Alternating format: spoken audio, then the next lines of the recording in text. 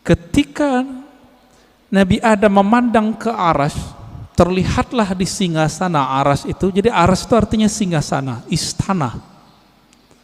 Terlihat di situ nama La ilaha illallah Muhammadur Rasulullah. Maka Nabi Adam ketika ditanya oleh Allah, mana maharmu wahai Adam? Beliau bersolawat kepada yang ada namanya, Allahumma salli ala Muhammad, atau di riwayat lain sallallahu ala Ahmad. Allahumma salli ala Ahmad, karena belum lahir fisiknya disebut Ahmad.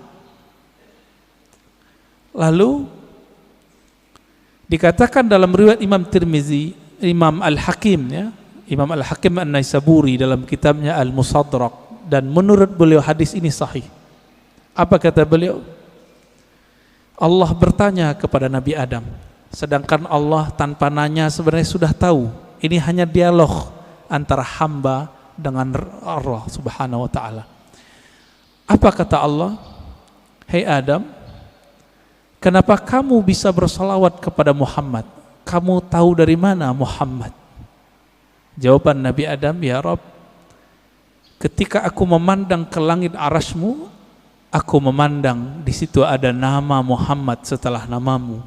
Maka aku pastikan, aku yakini pasti itu orang lebih mulia dariku. Bismillahirrahmanirrahim. Mengirim salam kepada kunci surga. Siapa yang pegang kunci surga? Nabi SAW mengatakan, tidaklah dibuka, la yuftah babul jannah ala ahadin min qabli. Tidak pernah dibuka pintu surga kepada siapapun sebelumku, termasuk Nabi Adam. Bahkan sebelum Nabi Adam dicipta, jika belum ada Nabi Muhammad namanya disebut, itu nggak bisa dibuka. Akhirnya Nabi Adam melihat ke atas. Jannatul Firdaus itu di samping Sidratul Muntaha, luasnya tak terhingga. Dipandang ke langit, langit arsy. Jadi langit itu ada dua, Pak. Ada langit yang di atas bumi, ada langit arsy, disebut Illiyin. Baru dengar ya? Ada langit lagi di atas itu. Itulah maqam para nabi-nabi nanti di sana. Ketika Nabi Adam memandang ke arsy, terlihatlah di singgasana arsy itu. Jadi arsy itu artinya singgasana, istana. Terlihat di situ nama La ilaha illallah Muhammadur Rasulullah. Maka Nabi Adam ketika ditanya oleh Allah, mana maharmu wahai Adam?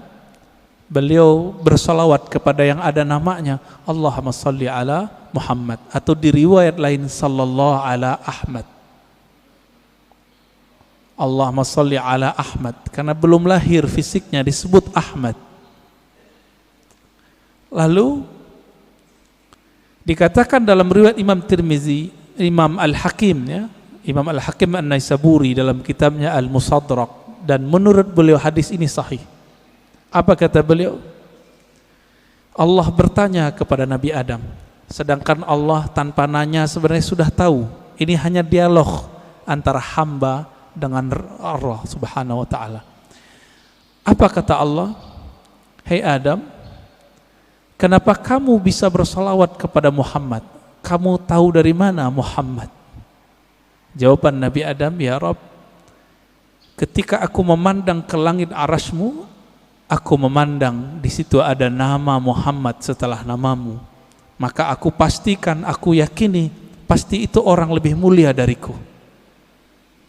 Lalu aku bersolawat kepadanya. Jadi lebih tua Nabi Adam atau Nabi Muhammad? Kira-kira lebih tua mana, Pak? Secara biologis tua Nabi Adam, tapi secara nur lebih tua Nabi Muhammad SAW. Lalu Allah mengatakan, laula Muhammad ma khalaqtuka ya Adam. Kalau bukan karena Muhammad itu wahai Adam, aku tidak pernah ciptakan engkau. Inilah makna karena Nabi Muhammad, Nabi Adam dapat rahmat.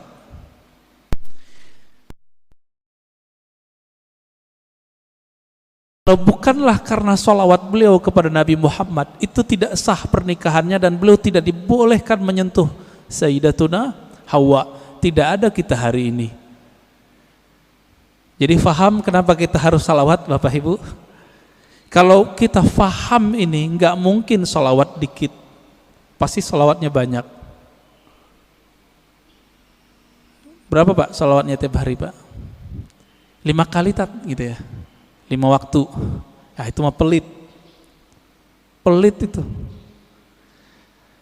Orang-orang yang nanti paling gampang mengakses rahmatnya Nabi Muhammad SAW, itu orang yang paling banyak bersalawat kepada Nabi SAW. Ya. Jadi Nabi mengatakan orang yang paling dekat kepadaku, aksarukum salatan alayya, yang paling banyak menyampaikan salam dan salawat kepadaku. Itu sebabnya ulama kita, guru-guru kita yang saleh, wali-wali Allah mulia, itu kalau salawat tiap hari ada yang 313 minimal. Sallallahu ala Muhammad, sallallahu ala Muhammad. Ada yang 500, ada yang 700, ada yang 1000. Itu bukan pembatasan. Ini mereka mendisiplinkan dirinya sendiri, minimal aku zikir sekian. Ada yang berzikir 10.000, membaca salawat setiap hari. Ada yang setiap nafas naik turunnya adalah salawat kepada Nabi sallallahu alaihi wasallam. Pantas enggak? Justru lebih pantas, lebih banyak dari itu. Kenapa? Darah ini mengalir itu karena ada salawat kepada Nabi Muhammad sallallahu alaihi wasallam. Bahkan kita mundur lagi.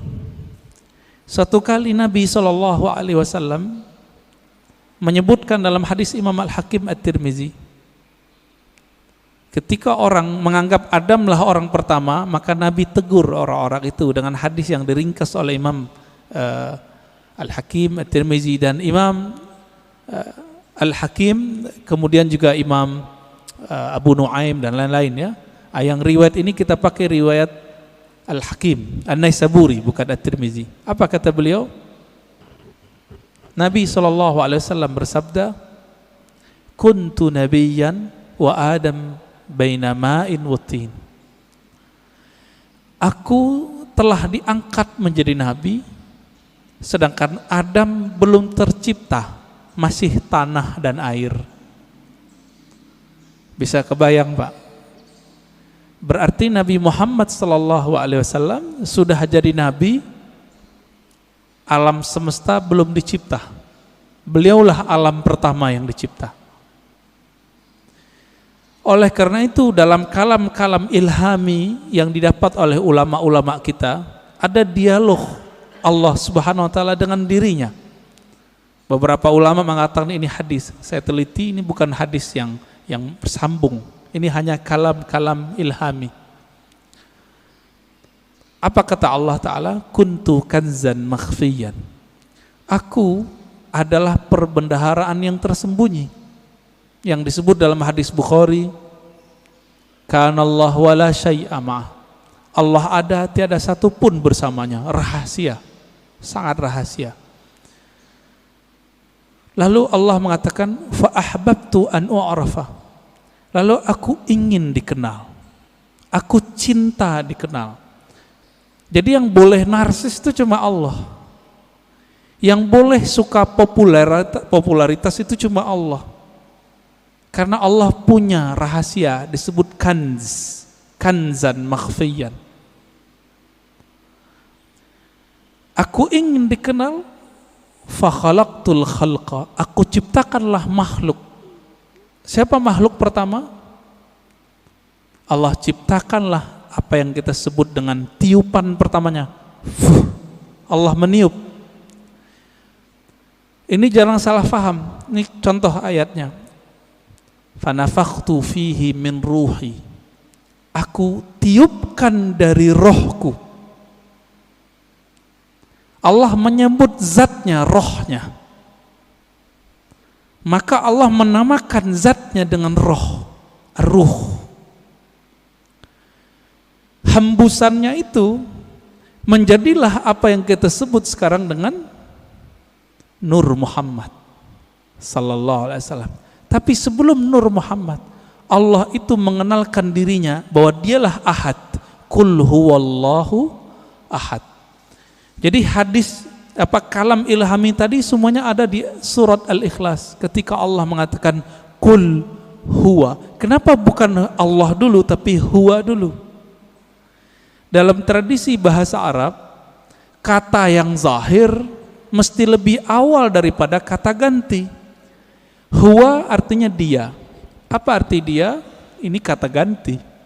Allah nama yang zahir. Oleh karena itu Imam Abdul Qahir Al-Baghdadi, Imam Ahlus Sunnah mengatakan, kalau ayat ini dimulai dari huwa, bukan Allah, seperti ayat kursi Allahu la ilaha illa hu, berarti huwa itu bukan nama ganti.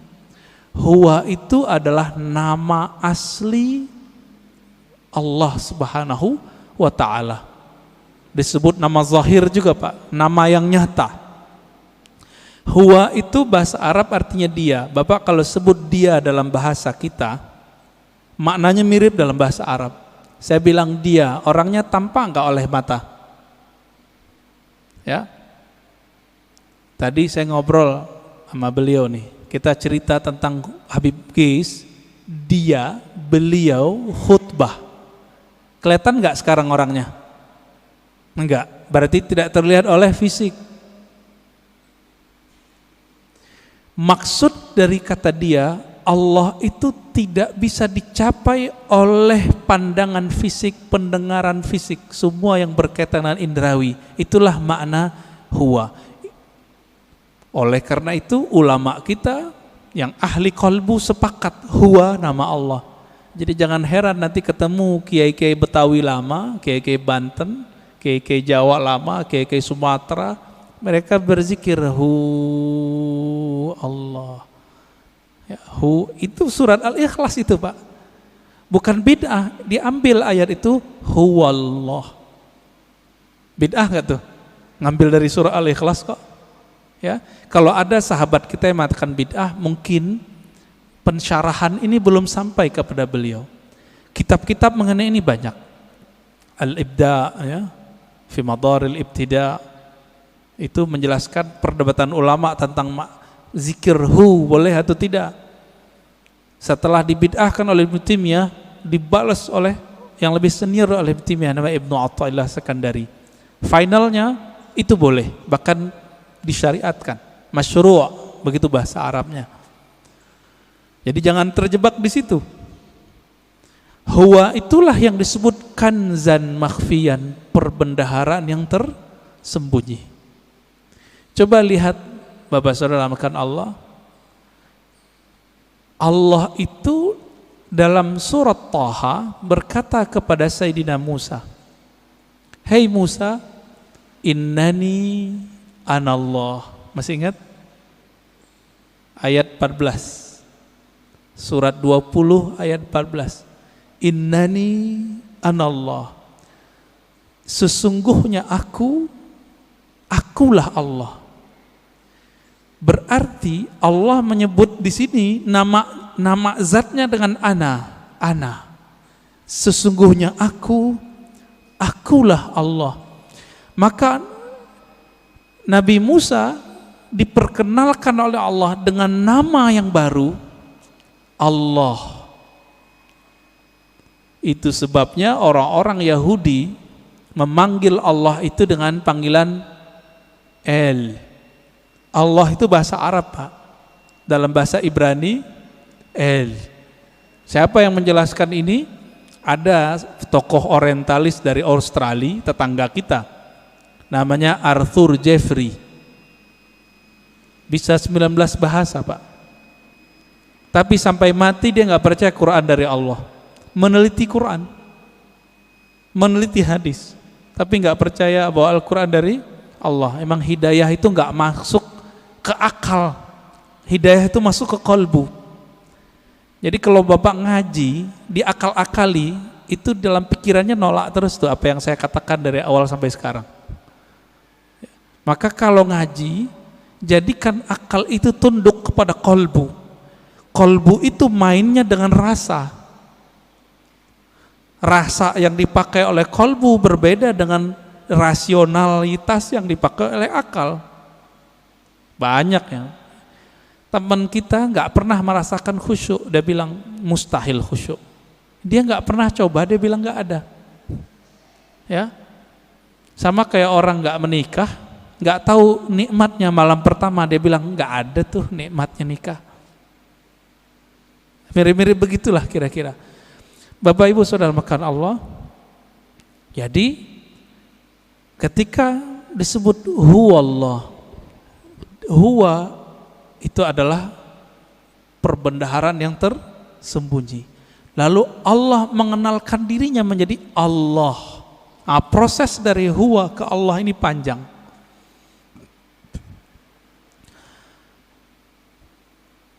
Karena Allah ingin dikenal, maka Allah meniupkan dari ruhnya. Tiupan inilah yang disebut dengan tiupan yang bernama Ahmad. Ya, Ahmad itu cahaya yang terpancar darinya disebut cahaya Nur Muhammad. Begitu ulama kita menjelaskannya. Inti dari Ahmad itu adalah nurnya.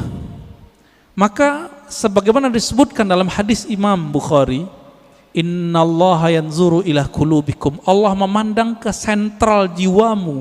Apa sentral jiwamu? Yaitu qalbu. Qalbunya Ahmad adalah Nur Muhammad. Maka Allah pandanglah nur itu. Pernah enggak Bapak Ibu saudara makan Allah, waktu dulu kita sekolah, kita dipelototin oleh guru kita? Keringetan enggak? Keringetan ya?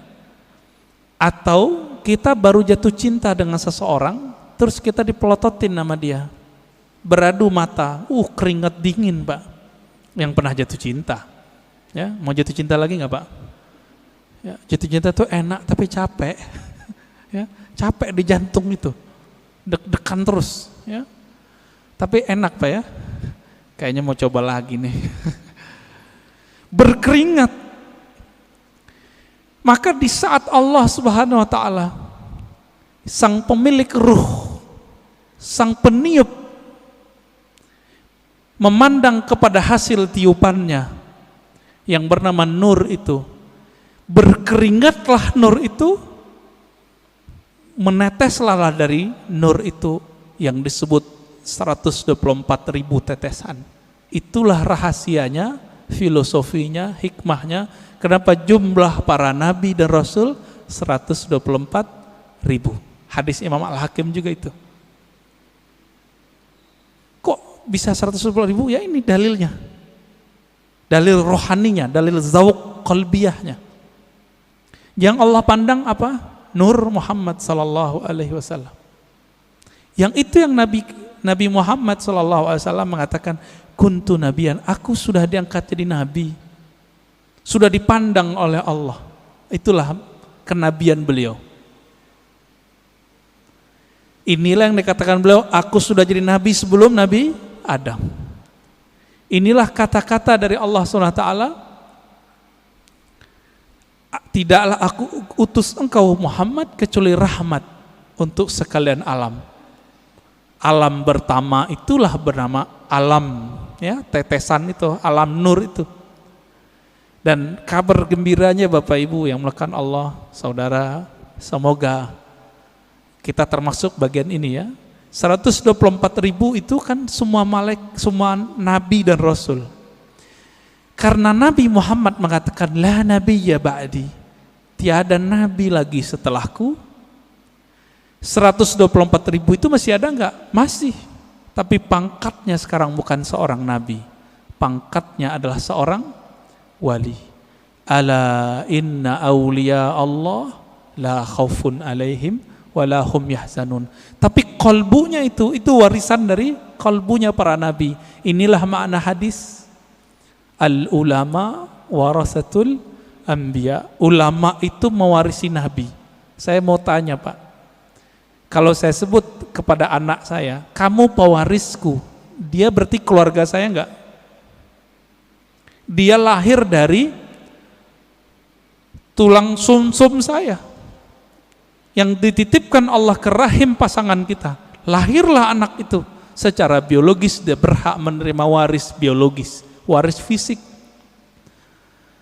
Begitu juga siapa yang kecipratan nur ini, dia disebut pewaris para nabi. Dialah sebenarnya keluarga Nabi. Inilah makna hadis Nabi.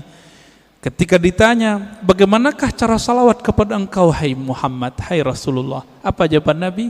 Qulu Allahumma salli ala Muhammad wa ala ali Muhammad. Katakanlah hai sahabatku, ya Allah sampaikan salam, rindu, sayang, cinta kepada Nabi Muhammad dan keluarga Muhammad. Jadi siapa keluarga Muhammad? Terbagi dua. Ada keluarga nasab, ada keluarga sanad. Siapa keluarga Muhammad sallallahu alaihi wasallam? Dua. Ini kan enggak Habib semua nih. Habib paling Habib Ges doang ya enggak? Ya. Habib fulan, ya. Mereka dapat kemuliaan menjadi Habib. Bapak menyesal enggak?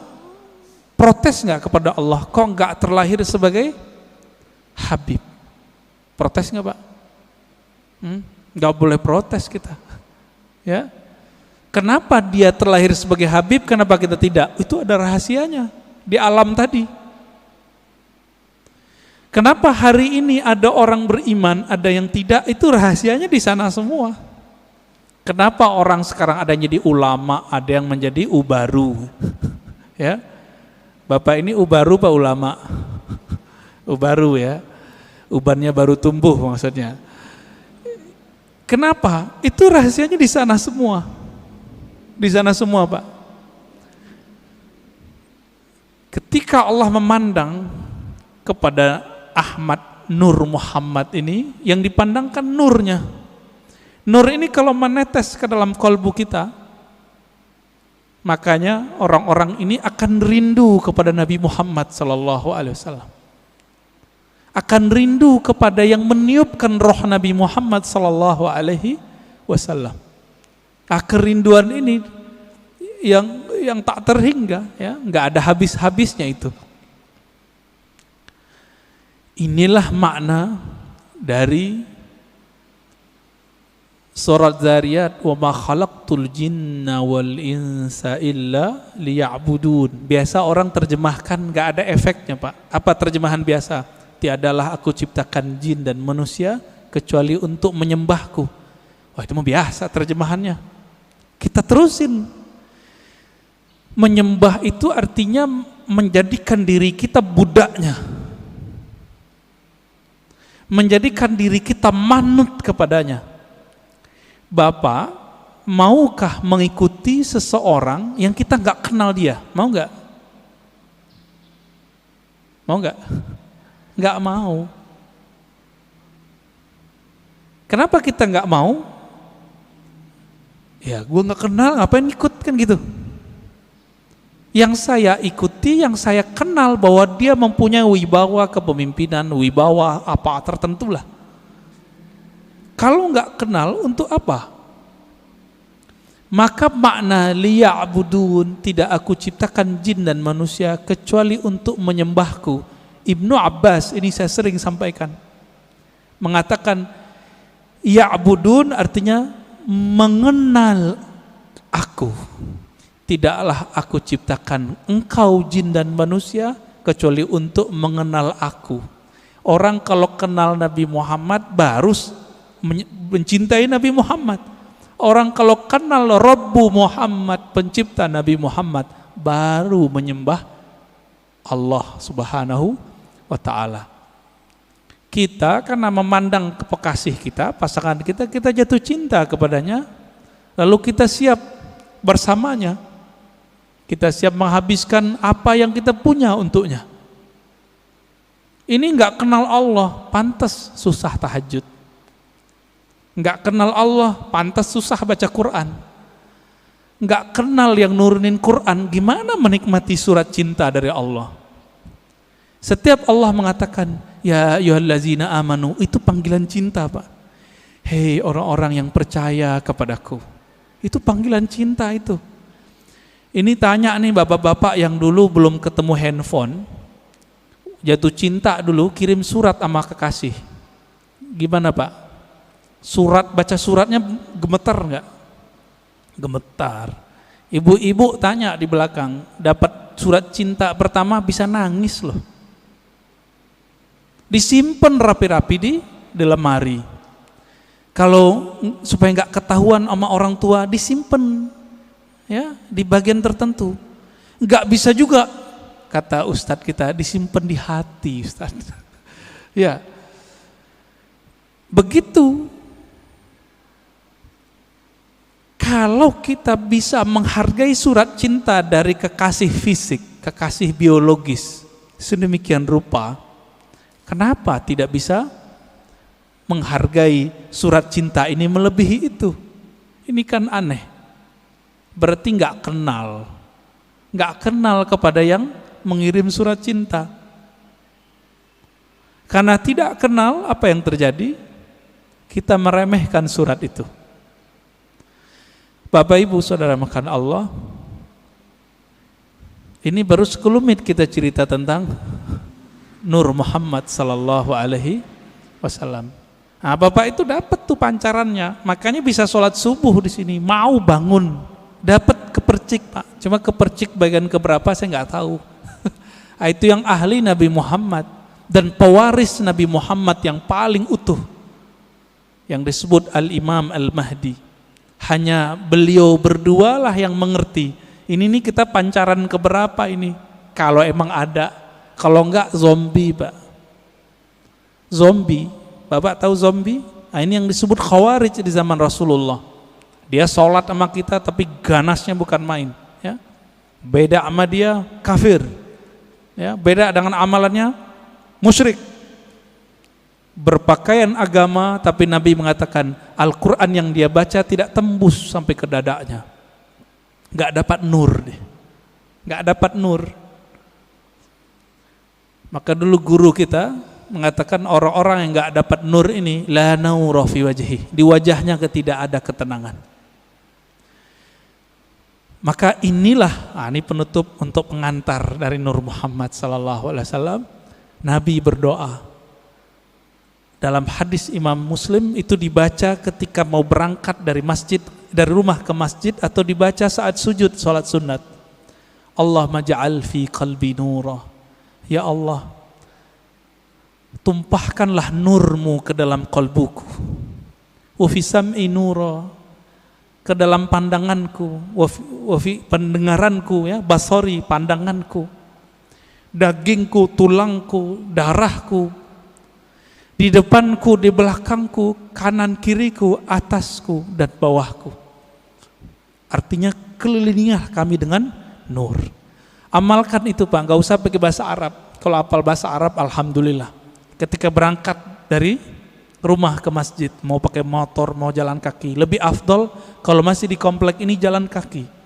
Karena setiap langkah itu bumi ngomong. Cuma Bapak kan nggak dengar. Kalau Bapak dengar nggak jadi berangkat ke masjid, dikira hantu. Apa kata si bumi? Si tanah ini mengatakan ke tanah di sampingnya, saksikan wahai tanah di sampingku, aku sedang diinjak oleh orang punya nur.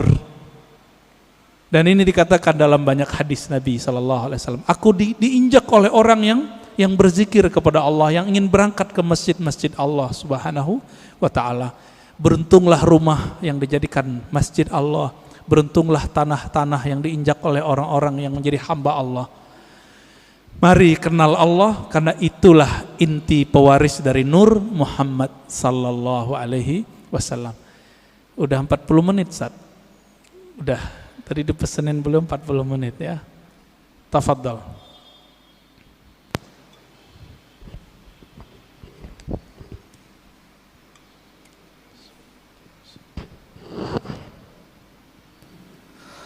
Alhamdulillahirabbil alamin. Terima kasih Abu Ya atas materinya. Dari para jamaah, hari ini ada yang bertanya tentang mengenal Nur Muhammad sallallahu alaihi wasallam.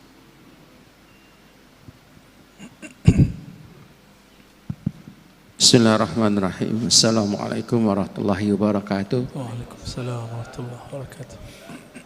Makasih Buya. Dalam. Alhamdulillah. Cukup dalam Ustaz. Alhamdulillah. Ini kajian seperti ini menurut hemat saya jarang Ustaz ya. Alhamdulillah. Ini juga Ustaz juga. Saya barusan bicara sama dia. Memang kalau dakwah itu macam-macam Ustaz ya. Ada penyemangat, nah, macam Buya ini kan dalam nih. Menurut saya, ya itu tadi Buya katakan tadi, orang yang suka mengkafir-kafirkan, membid'ahkan itu kan banyak ya. Di sini juga ada Ustaz. Tuh, korban ya. Di sini ada Ustaz, enggak nih saya hanya nyampaikan di sini ada Ustaz. Yeah. Sebenarnya kalau kalimat kurban, iya juga sih. Iya juga sih Ustaz. Iya, iya. Cuman tadi yang Buya katakan tadi, apa ya, ya kita kan sebagai pemeluk agama, kita kan harus menerima aja Ustaz. Jangan penuh emosi kan. Karena kadang-kadang kalau kita balas lagi kan kurang baik. Iya. Ya apalagi ya, seperti saya kan orang sudah berumur juga Ustaz ya. Jadi ya cukuplah mengangguk-angguk kepala. Yang penting satu Ibu ya, ilmu yang saya dapatkan itu bertambah terus setiap hari. Pertanyaan saya Ustaz, Pak Buya, yang saya katakan ini tadi, orang-orang yang suka membid'ahkan itu, tapi saya lihat jarang melihat mengaji, tapi nggak tahu lah ya, mungkin bisa aja dia di Google dan lain sebagainya. Pertanyaan saya ini Ustaz, orang yang selalu melihat Google itu Ustaz, dia ambilnya dari sumbernya dari situ aja. Terus kadang-kadang berargumen di WA. Ya. Ini seperti apa Bu ya? Ya? Itu aja mungkin. Terima kasih. Assalamualaikum warahmatullahi wabarakatuh. Orang yang tidak berguru langsung kepada ahlinya tidak mendapatkan satu benefit rohani yang disebut dalam hadis Abu Dawud. Apa kata Nabi? Nadrallahu mra'an. Allah beri nadrah. Nadrah ini nama lain dari nawwara. Allah beri cahaya yang memancar di wajah. Nadrallahu mra'an. Allah akan pancarkan cahaya lewat wajah seseorang. Sami'a maqalati. Yang mau berguru langsung mendengarkan hadisku. Orang Arab dulu kalau menyebut sami'a itu enggak mungkin online. Gak mungkin lewat Google, mesti berguru ke ahlinya. Gak mungkin, kenapa? Dulu disebut sama, pasti hadir.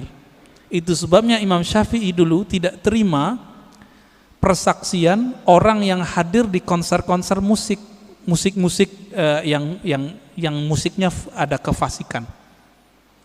Ada penampilan orang buka aurat ya, bukan lagunya sebenarnya oleh Imam Syafi'i. Kenapa?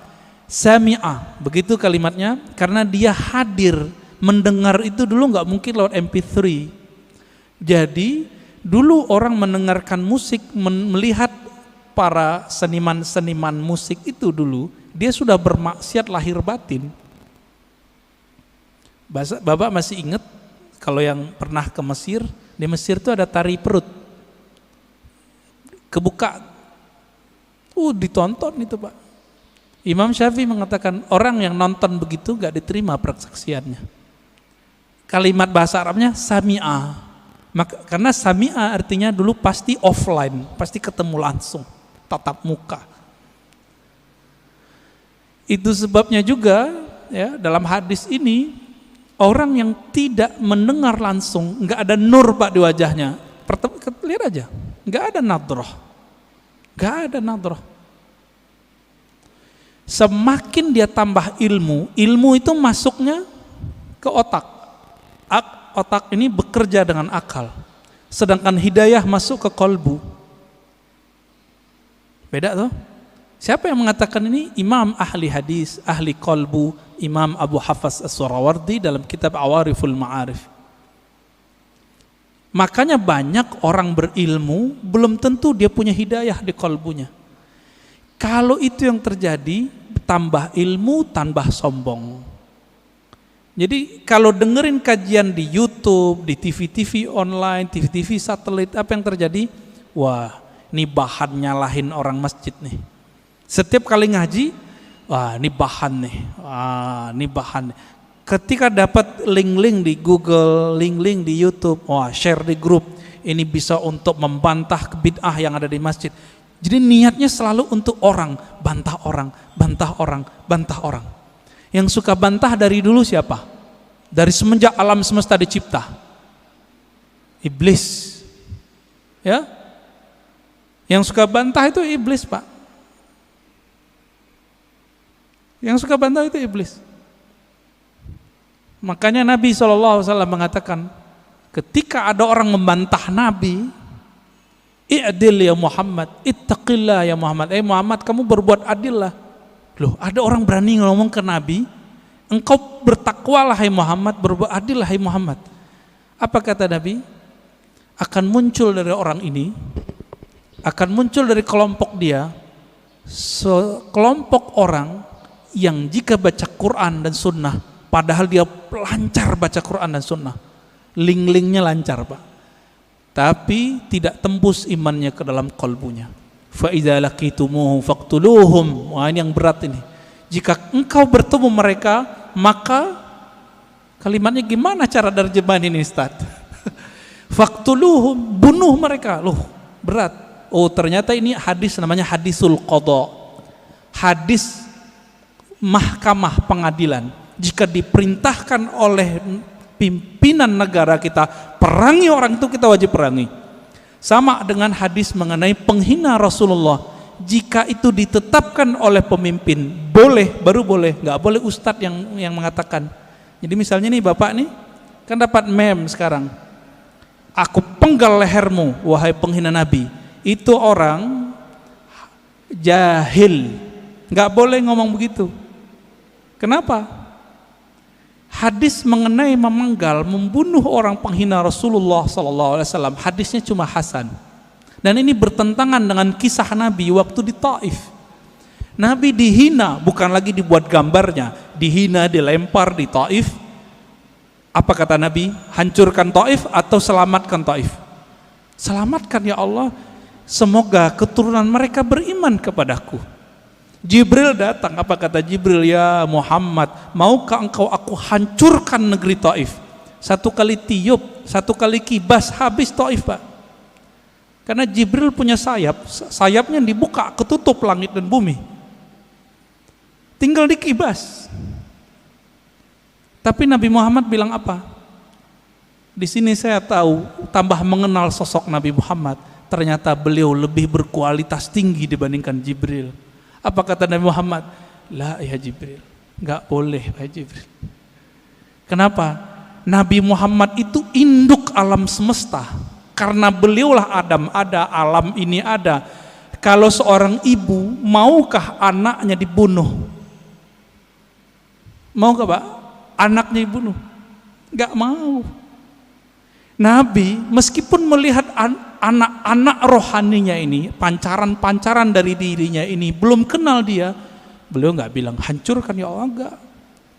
Itulah orang tua sejati, orang tua rohani Nabi Muhammad SAW. Ya, Jibril nggak sabar, Pak. Pantas toh Jibril nggak jadi nabi di sini.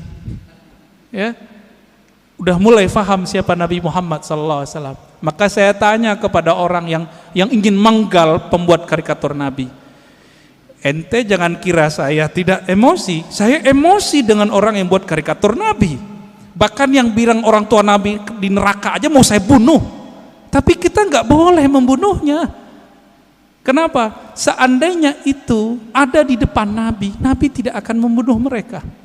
Nabi hanya akan mendoakan mereka. Jadi jangan beragama dengan emosi, dengan hawa, dengan syahwat. Beragamalah dengan nur itu. Saya kalau tiap bahas tentang itu, Pak, suara naik. Tapi kolbu bilang turunin lagi, turunin lagi. Ada ustadz bilang orang tua Nabi masuk neraka. Waduh, kebakar kita, Pak. Apalagi yang keturunan Rasulullah kayak Habib Ges, Habib Lutfi, Habib. Perasaannya gimana, Pak? Kakek ente masuk neraka gitu. anak neraka, cucu neraka, kira-kira gimana? Nggak punya perasaan mereka itu. Oh, hadisnya sahih, iya, ini hadis sahih secara sanad, matannya tidak. Ilmu hadis itu bukan hanya ilmu tahu ini sahih tidak sahih, tapi juga ilmu tentang matannya. Ilmu matan hadis wajib belajar akidah. Maka ciri-ciri orang yang menyimpang dari ahlus sunnah membaca hadis tidak dengan kaidah akidah ahlus sunnah, fikih ahlus sunnah, dan ilmu tasawuf ahlus sunnah. Menyimpang dari itu jadinya kayak mereka itu kurang ajar sama Rasulullah Sallallahu Alaihi Wasallam. Gimana Tad? Udah Tad? Baik. Bismillahirrahmanirrahim. Ustaz, kita tanyakan dari akun YouTube An-Nabawi TV, Ustaz. Jadi ada yang menyimak sekitar 70 situs yang nyimak streaming ini. Ada yang bertanya, Buya, bagaimana kiat dan syarat supaya kita mendapatkan syafaat Rasulullah Sallallahu Alaihi Wasallam? Terima kasih Buya atas jawabannya. Assalamualaikum warahmatullahi wabarakatuh. Ya, bagaimana kiat mendapat syafaat Nabi Sallallahu Alaihi Wasallam? Nabi itu syafaatnya macam-macam. Ada syafaat spesial, ada syafaat global. Mau yang mana? Spesial atau global? Kalau yang global, pemaksiat aja dapat. Ada di kolbunya cinta Nabi, dapat Pak. Bahkan orang yang mati belum sempat syahadat, di kolbunya ada ingin mengenal Muhammad sallallahu alaihi wasallam. Waktu sekarat Allah selamatkan dia. Allah selamatkan dia. Cuma kita kan nggak melihat alam rohani. Bapak kalau bisa melihat alam rohani, Bapak bisa lihat tuh orang-orang yang kata kita kafir, tapi sebenarnya dia udah lama mencari tentang sosok Nabi Muhammad. Dia itu Allah selamatkan itu. Ya, ada orang yang pakar di sini, bisa pulang pergi Pak ke alam itu. Cuma kita nggak boleh buka rahasia ini rahasia Allah Subhanahu wa Ta'ala. Itu syafaat yang global. Apa kata Nabi? Syafaati li ahlil kabair min ummati. Hadis ini sahih. Pertolonganku juga didapatkan oleh orang-orang yang bermaksiat, bahkan kabair, dosa terbesar. Sebutkan dosa paling besar Pak di dunia selain syirik, dia dapat. Jadi kalau dosa aja bisa, apalagi cuma beda faham sama kawan, cuma karena beda faham hilang rahmat Allah bagi kita. Ya, langsung jadi ahli nar karena cuma bid'ah.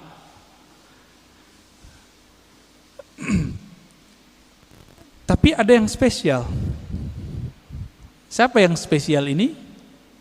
Apa kata Nabi sallallahu alaihi wasallam? Ya. Aulan nasbi aktsaruhum salatan alayya. Orang yang paling spesial nanti di sampingku, yang aku cari mereka nanti adalah mereka-mereka yang paling banyak menyampaikan salam dan salawat kepadaku. Tadi saya sudah sampaikan Pak, salawat dan salam itu mesti kenal dulu, baru berasa, baru Pak kecanduan. Kalau kita udah senang sama seseorang, kita telepon terus, kita tanya kabarnya. Iya, itu dia. Maka bersolawatlah kepadanya. A'rif nabiyyak summa salli wa sallim alaih. Kenali nabimu, lalu salawat dan salamlah kepadanya. Itulah hakikat daripada mengikuti Nabi sallallahu alaihi wasallam. Pasti banyak. Dan ini jaminannya Rasulullah, bukan Ar-Razi, ya. Kalau saya nggak bisa menjamin, tapi kita punya sanad kepada sang penjamin. Nabi mengatakan kullu sanadin inqata'a ila sanadi. Semua sanad terputus kecuali sanadku. Dan ini jaminan Nabi sallallahu alaihi wasallam. Ya, tafadhal. Kalau syaratnya apa Ustaz? Syarat kan tadi ada kiat dan syarat. Kalau syaratnya Nabi mengatakan man qala la ilaha illallah khalisan mukhlisan min qalbihi aw nafsihi. Siapa yang mengatakan la ilaha illallah dengan khalis itu membuang selain Allah dari kalbunya. Itu dia. Ini yang disebut min qalbihi, syaratnya dari kolbu. Di Imam Al-Hakim dia katakan ya, yusaddiq qalbuhu ala lisanihi wa lisanuhu ala qalbihi. Si kolbunya membenarkan lisannya, lisannya membenarkan kolbunya. Itulah zikirnya Nur Muhammad sallallahu alaihi wasallam, yaitu la ilaha illallah. Apa arti ilah? Tiada yang berhak dicinta, disembah kecuali Allah Subhanahu wa ta'ala. Dan Nabi adalah orang yang paling menyembah Allah karena beliau yang paling mengenal Allah. Jadi syaratnya cuma satu, kenalilah Allah, kenalilah Rasulullah. Jadi kita dengan syafaat itu tergantung seberapa kualitas pengenalan kita kepada Allah dan Rasulullah sallallahu alaihi wasallam. Ya, gitu Ustaz. Iya. Assalamualaikum warahmatullahi wabarakatuh. Assalamualaikum. Kita seringkali misalkan nih kesiangan subuh lah gitu ya. Ini gua gara-gara setan nih. Jadi seolah-olah setan itu lebih hebat dari kita gitu. Karena kita dikalahkan oleh setan. Kan sebetulnya tidak begitu menurut saya. Ya. Pertanyaannya adalah sebetulnya nur yang ada pada kita ini dengan kekuatan setan itu seperti apa sebetulnya? Iya. Karena kita seringkali tuh nyalahin setan sehingga yang ada nyesel. Kan mestinya ya Allah, kenapa saya tidak bisa bangun subuh? Betul. Artinya dosa apa? Jadi kan lebih manfaat ketimbang nyalahin setan. Karena setan disalahin malah ketawa-ketawa aja, kata setan bukan gua, dasar lu aja malas kali. Iya. Bagaimana memahami antara tadi kan nur kita ini kan kelasnya kelas mana kita nggak tahu nih. Iya. Cuma seperti apa supaya kita tidak merasakan walaupun misalkan terlambat subuh, yang namanya terlambat kan jarang-jarang, bukan tiap hari gitu kan. Nah bagaimana kita merasakan supaya walaupun terlambat kita nggak merasa sedih lah gitu. Iya, masih ada hiburannya. Syukran. Assalamualaikum Pengen warahmatullahi dihibur Pak wabarakatuh. ya. Iya. Terkadang ada orang yang udah bertahun-tahun selalu on time subuh, bahkan in time subuhnya. Terbersit di hatinya, kayaknya di komplek ini aku yang paling beriman, aku yang paling soleh. Allah karena sayang sama orang ini nggak dikembalikan rohnya ketika azan, supaya ketika bangun kesiangan dia mengatakan, ya Allah, ternyata inilah yang dirasakan oleh tetanggaku yang tidak bangun subuh. Berarti alarmku tidak berefek, doa-doaku tidak bekerja. Ini adalah mutlak pemberianmu. Di situ dia bersyukur Pak. Setiap hari besok dia mengatakan, ya Allah tolong bangunkan aku. Jadi ada perasaan harap-harap cemas yang buat dia merasa dirinya merasa hina di hadapan Allah. Inilah makna hadis qudsi, hadis sahih. Apa kata Allah? Ya ibadi, fa illam tuznibu. Hai hambaku, jika engkau tidak merasa berdosa, tidak merasa hina di hadapanku, tidak merasa lemah di hadapanku, aku akan datangkan generasi baru yang mereka merasa berdosa. Jadi dosa itu merasa apa enggak itu aja. Banyak orang berdosa apa enggak merasa. Lalu mereka minta ampun kepadaku, lalu aku ampuni mereka. Untung Pak, ketika bertahun-tahun on time, ada perasaan itu. Karena ada sebuah hadis. Ini hadis bukan untuk orang tapi untuk kita. Apa kata Nabi? 2 solat yang berat bagi orang munafik, yaitu al-isya was subuh. Isya dan subuh, hadis Bukhari. Akhirnya setan bilang, tuh tetanggamu munafik loh. Jadi setan ini jangan salah Pak, setan itu pernah berdebat dengan Allah. Jadi ilmunya tinggi. Ilmunya tinggi. Nggak cukup dengan ilmu-ilmu kita yang standar. Bapak ini misalnya udah jadi kiai, itu setannya punya ilmu di atas kiai itu. Lalu gimana? Kita harus punya perangkat senjata yang bisa menaklukkan itu. Masih ingat kisah Nabi Musa Nabi Musa didatangi, hadis Sahih Bukhari, didatangi oleh Adam. Saya pernah cerita di sini kalau nggak salah. Oh belum kali ya, ini kan baru yang kedua ya. Apa kata iblis? Hei Musa, ente kan kalimullah, orang yang dialog dengan Allah. Ya, bilang dong ke Allah, aku mau tobat nih. Iblis pernah kepikiran mau tobat. Karena iblis udah ditunjukin neraka tuh kayak gimana Pak. Iblis loh ya. Jadi iblis aja kepikiran mau tobat. Masa orang maksiat gak pikiran tobat? Lalu apa kata Musa? Bertanya Musa kepada Allah. Lalu Allah sampaikan kepada Musa, sampaikan itu kepada iblis ya. Hei iblis. Apa? Jika engkau ingin tobat, maka revisilah pembangkanganmu itu. Gimana cara merevisi pembangkangannya? Tuh di sono tuh ada kuburan Adam, kakekku, tolong sujud kepadanya. Kira-kira jawaban iblis apa Pak? Ogah gua. Dia hidup juga nggak mau sujud, apalagi udah bawa tanah. Tambah kufur Pak. Inilah pribadi iblis. Jadi orang-orang yang iblisiyah ini, pewaris iblis, ngaji bukan nambah iman, nambah kufur. Ngaji bukan nambah rendah hati, nambah sombong. Apa kata si iblis waktu Nabi Adam masih hidup? Ana khairum minhu. Aneh kan lebih baik dari dia. Jadi kalau kita berani nih ngomong, Bapak mau ahlus sunnah, mau nggak ahlus sunnah? Bapak nih udah ngaku ahlus sunnah, terus merasa lebih baik daripada orang yang nyala-nyalain. Iblis juga itu. Jadi kita nggak boleh merasa itu meskipun kita benar. Ini yang dimaksud oleh Nabi, siapa yang berdebat meskipun dia tahu dia benar, dia tinggalkan perdebatannya, Allah taruh dia di tengah-tengah surga, wasatil jannah. Tapi dia tahu dia benar, orang ngajak debat dia nggak mau debat. Kalau tadi udah debat duluan, maka Allah taruh dia di tempat paling tinggi yaitu Firdaus. Kenapa? Karena debat itu adalah karakter iblis yang jahil kepada Allah. Dia memandang Nabi Adam, tapi dia tidak kenal nur yang ada di wajah Nabi Adam. Nur apa itu? Nur Muhammad. Tiupan Allahu Ahad itu ada di wajah Nabi Adam. Iblis gak bisa lihat, itu alim atau jahil? Yang ini gak akan bisa ditembus oleh iblis Pak. Iblis minta izin kepada Allah. Ya Allah, tolong izinkan aku mengakses kolbunya manusia. Apa kata Allah? Enggak diizinkan ente. Tapi ente punya cara. Tidak langsung. Caranya apa? Tajri majrad dam. Kamu diizinkan mengakses lewat darah. Tapi enggak boleh langsung ke jantung. Karena jantung berhubungan dengan kolbu.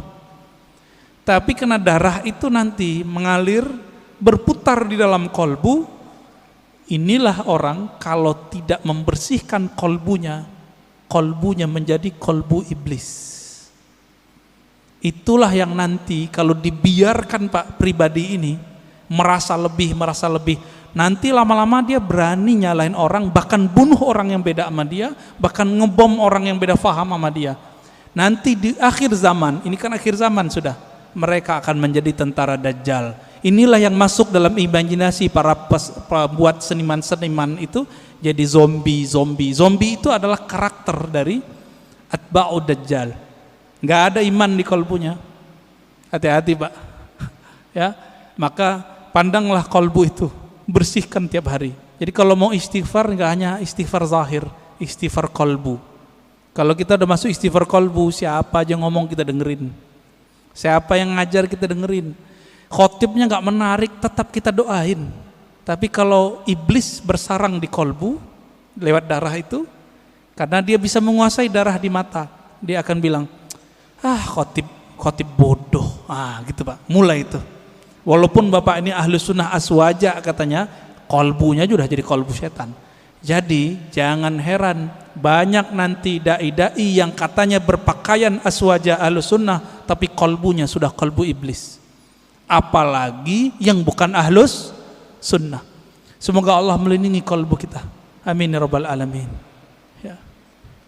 Khalas. Ya.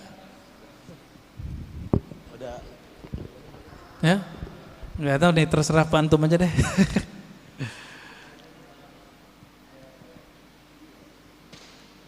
Bulan depan aja lagi Pak ya.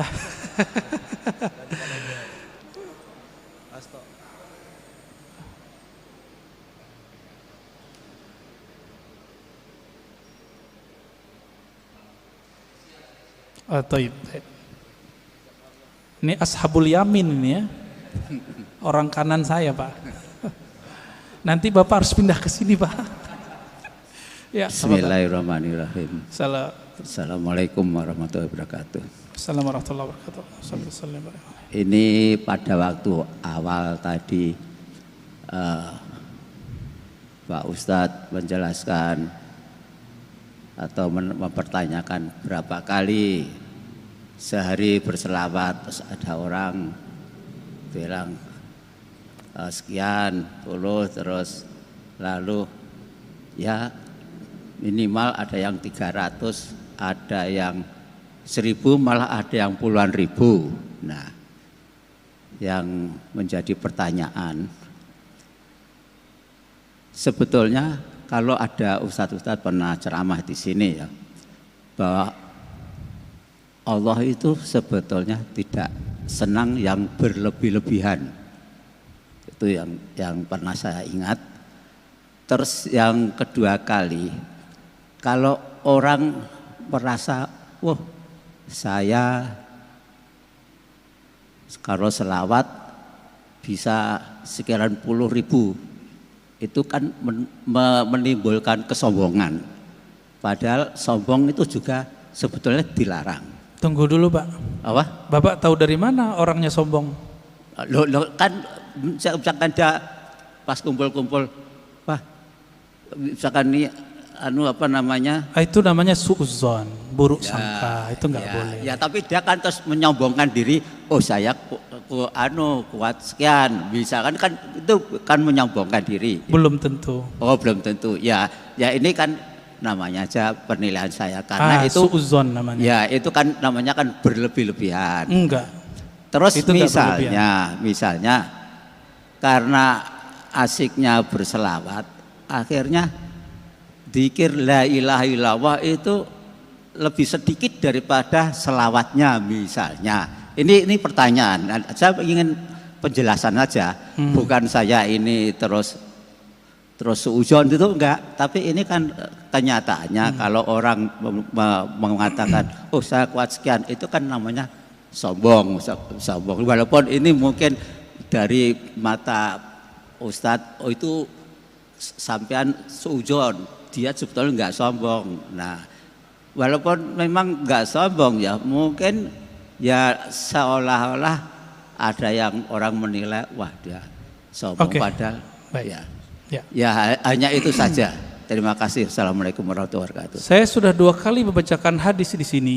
Nabi berkata, yang paling dekat kepadaku, yang paling utama spesial nanti di akhirat, aktsarukum, coba terjemahin Pak, salatan alayya. Yang paling aktsar, yang paling berlebih, itu terjemahan harfiahnya Pak.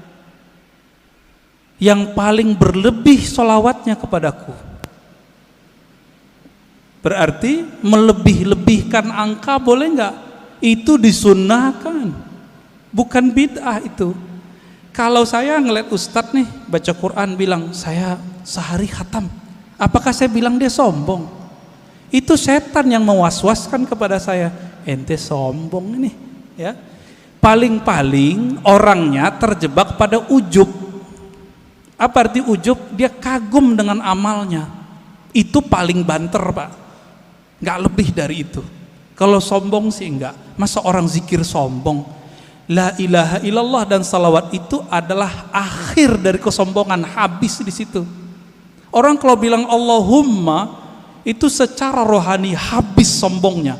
Karena Allahumma Bapak udah nggak ada lagi sebenarnya.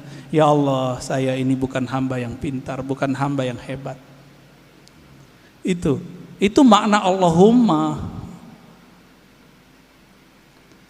Jadi nanti kalau ada orang-orang yang banyak sholawat, jangan kita tuduh begitu. Itu was-was kita aja. Ya, itu was-was kita. Ya. perasaan kan gitu. Perasaan apa kenyataan itu kan beda. Nah, ini mohon maaf Pak, saya harus koreksi karena ini berbahaya untuk seumur Bapak. Itu nggak boleh ada suuzon lagi. Nggak boleh sama sekali. Siapa yang masih nyimpan suuzon di kolbunya, saya khawatir su'ul khotimah nanti. Buruk sangka itu melahirkan su'ul khotimah Pak. Ini udah rumus. Udah rumus di mana-mana. Kita udah nyaksiin orang-orang yang paling banyak berburuk sangka kepada hamba Allah, itu matinya mati nggak bener. Jadi tolong itu dibuang itu, ya. Jadi mohon maaf ini harus dikikis habis. Makanya suara saya harus tinggi untuk mengikis Bapak itu, ya. Semoga Bapak tambah rajin sholawat, ya, saingin dia Pak. Nanti Bapak adukan itu ke Rasulullah. Rasulullah, menurut saya ini berlebihan. Nanti dijawab Nabi Pak, aulakum, yang paling utama dari kamu adalah yang paling berlebihan itu sholawatnya kepadaku. Sampai datanglah Ubay bin Ka'ab kepada Nabi. Apa kata Ubay? Wahai Rasulullah, saya jadikan sholat kepada engkau cukup 1/4 ya. Apa kata Nabi? Ya boleh. Kalau setengah gimana? Boleh. Kalau 2/3 gimana? Bagus. Kalau semua bagaimana? Wah, top, hai Ubay. Apa kata Nabi? Apa kata si Ubay? Dengan demikian wahai Rasulullah, aj'al salati kullaha lak. Aku jadikan salawatmu untukmu semua. Maka amalannya Ubay yang hafiz Quran, setiap nafasnya adalah salawat kepada Nabi sallallahu alaihi wasallam. Berlebihan enggak sahabat Nabi ini? Abu Hurairah zikir 12.000 tiap hari, berlebihan enggak? Dan itu ditulis dalam kitab. Jika itu berlebihan, Abu Hurairah lah yang pertama berlebihan. Ali Zainal Abidin, ya, cucu Rasulullah SAW, itu sholat 1000 rakaat tiap hari. Berlebihan enggak itu? Ya? Utsman bin Affan sehari 8 khatam. Gimana ceritanya itu? Kita coba sehari paling bisa 2 khatam. Utsman bisa 8 kali khatam. Kecepatan otaknya di atas rata-rata itu Pak. Coba tanya sama hafiz Quran, dia paling mengerti masalah itu. Cuma hafiz Quran yang mengerti 8 khatam bisa sehari. Saya udah ketemu sama orang begitu, jadi bisa paham. Dibantah sama teman kita waktu itu, ente berlebihan, sama kayak Bapak ngomong tadi. Bukannya dalam hadis Nabi melarang mengkhatamkan Quran kurang dari 3 hari. Artinya sehari 10 juz, 30 juz. Ini kalau ngomong fikih jadi kenceng lagi nih ya. Itu pada ketawa tuh Pak. Apa kata Nabi SAW? Tidak paham Al-Quran orang yang khatam kurang dari 3 hari. Itu Nabi lagi ngomong sama siapa? Abdullah bin Amr Abdul As, anak muda. Maksudnya ente gak paham kalau baca lebih banyak dari 10 juz tiap hari, ente gitu. Nabi gak ngomong ke Utsman. Lebih mulia Utsman atau Abdullah bin Amr? Saya mau tanya Pak. Utsman. Jadi ketika Nabi ngomong tidak faham Quran, orang yang mengkhatamkan kurang dari 3 hari, itu Nabi berarti nggak ngomong ke Utsman. Karena Utsman nggak mungkin pelaku berlebihan, nggak mungkin. Yang berlebihan yang haram itu adalah orang yang berlebihan dalam berdoa dan berlebihan dalam membelanjakan harta. Itu yang nggak boleh. 2 itu aja Pak. Adapun salawat, zikir dan Quran, Bapak mau lebih-lebihkan, Allah belum cukup dengan itu. Ya, jadi tolong hati-hati dalam meletakkan persepsi kita. Jangan ditaruh itu sebagai standar kebenaran. Mohon maaf teguran saya begini karena saya sayang Bapak. Ya, saya sayang Bapak dan saya nggak mau Bapak mati husnul khotimah. Karena Bapak sudah rajin sholat subuh. Saya doakan semoga yang hadir, terutama Bapak yang bertanya, tambah cinta Rasulullah, tambah banyak salawat kepada Rasulullah. Allahumma ja'alna minal muhibbin. Ya Allah, jadikan kami orang yang sangat cinta kepada Nabi. Allahumma ja'alna minal muqsirina bi salati. Bismillahirrahmanirrahim.